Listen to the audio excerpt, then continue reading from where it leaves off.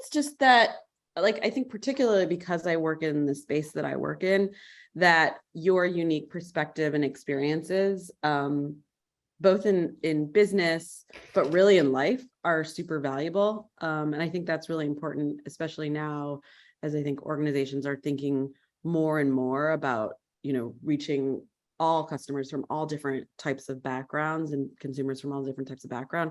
Like, having your unique perspective, whatever that might be, is really valuable. I think that's what I would say. Yeah, I early on in my career had a situation, and the situation was that I was a bit of a brat. It's too early to use, foul language, right? And it was a reporter. I worked in PR, and I had sent her an apology card. She sent me a card back and said, "Life is but a dream, take it light." I can't find that card, but I distinctly remember receiving it. That's amazing. Right? And I don't always take it light, but every now and then that card sort of hits me in the head like, relax, relax. It's all going to work out. It may not work out the way you want, but in the end, it's going to work out.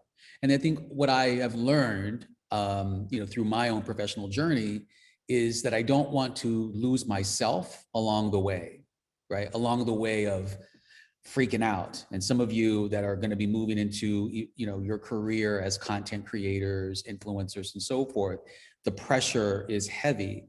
But I encourage you not to lose you along the way. Your demeanor, your style, your magic, your genius, all that, all that good stuff.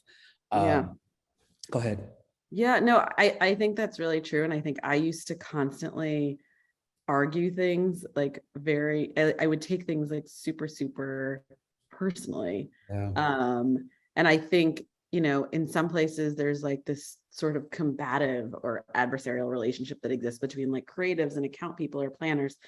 And I was always like on that side, the account or strategy and that kind of side of the business, particularly when I was on the agency side.